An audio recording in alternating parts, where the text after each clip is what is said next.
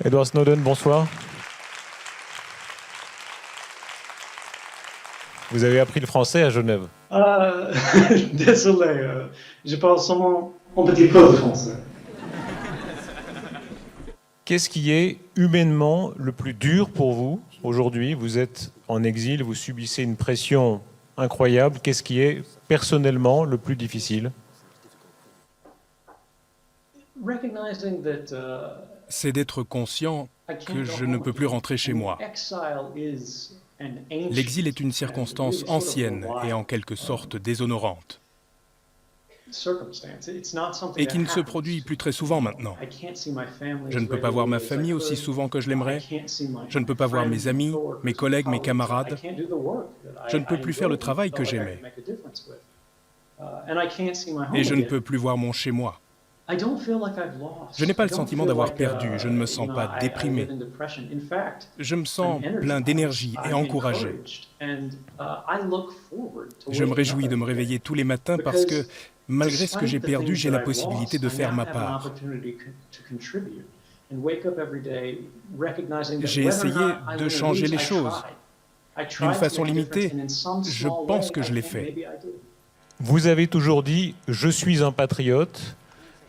Est-ce que vous voulez retourner aux États-Unis? Est-ce que le but pour vous est de retourner aux États-Unis?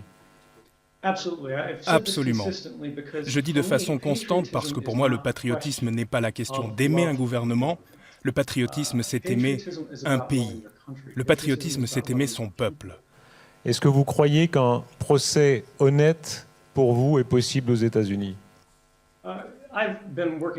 Je travaille activement avec mes avocats depuis 2013 pour obtenir un procès équitable. Mais le ministère de la Justice n'a pas voulu accepter un arrangement. Jusqu'à présent, la seule chose qu'ils aient dite est qu'ils ne m'exécuteraient pas. C'est quelque chose d'un peu plus confortable, mais ce n'est pas la même chose que d'accepter un procès juste et ouvert.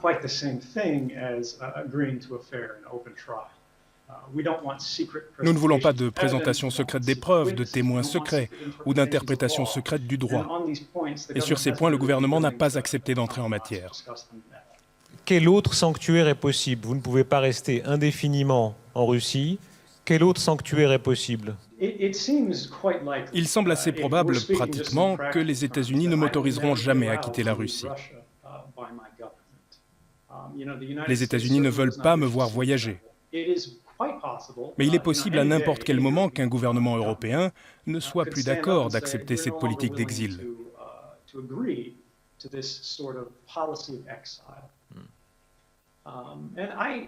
J'aimerais beaucoup retourner dans un endroit comme la Suisse. Certains de mes meilleurs souvenirs sont à Genève. Sérieusement, est-ce que c'est une hypothèse qui est intéressante pour vous?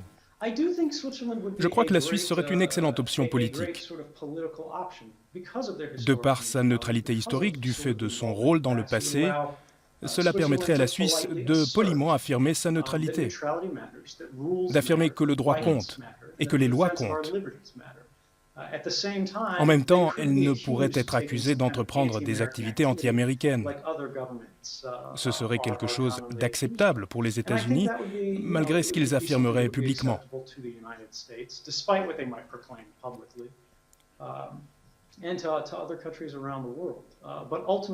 Mais à la fin, ce n'est pas une question pour moi et le gouvernement américain, c'est une question qui relève du peuple suisse, de leurs politiciens et du Conseil fédéral.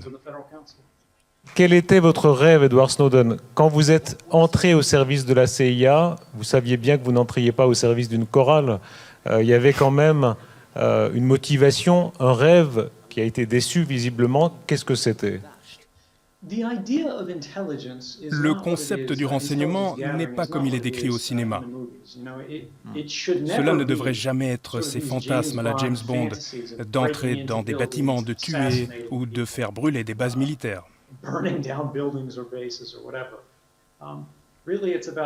Cela porte sur la protection des civilisations et des collectivités, trouver la vérité et être prêt à exprimer cette vérité au plus puissant du gouvernement, pour être sûr que leur politique soit en ligne avec les faits. Et la plus grande tragédie d'après les attaques du 11 septembre, c'est que les politiques de notre gouvernement ont divorcé des faits.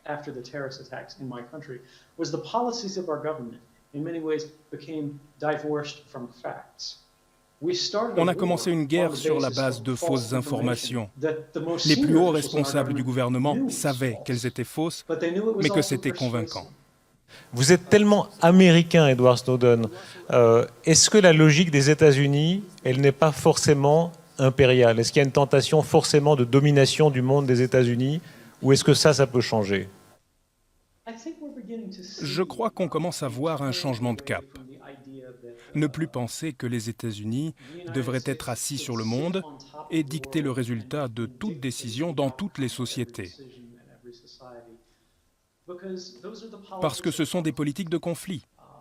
Et bien qu'ils puissent être politiquement bénéfiques à certaines classes de personnes, à certains membres de l'élite, elles ne sont pas bonnes pour les sociétés.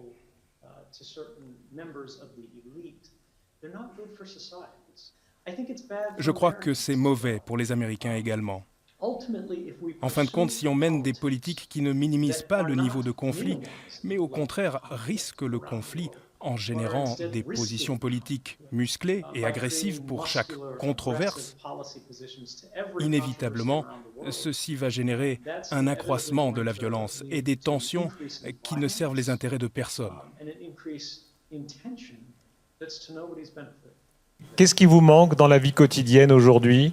Vous êtes en exil, dans la vie normale telle que vous pouviez l'avoir à Genève ou ailleurs. Qu'est-ce qui vous manque aujourd'hui? Vous savez, il y a cette atmosphère incroyable à Genève qui est très différente de beaucoup de pays de par le monde.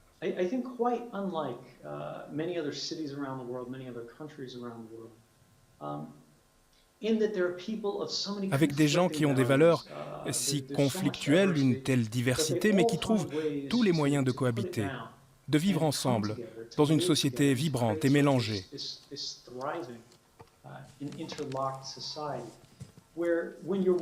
Quand vous marchez au bord du lac, aux fêtes de Genève par exemple, en regardant les feux d'artifice, vous regardez à gauche, à droite, les gens parlent des langues différentes, leur peau est de couleurs différentes, mais on sent qu'on fait tous partie du même monde et de la même humanité. C'est quelque chose de très beau et qui me manque beaucoup.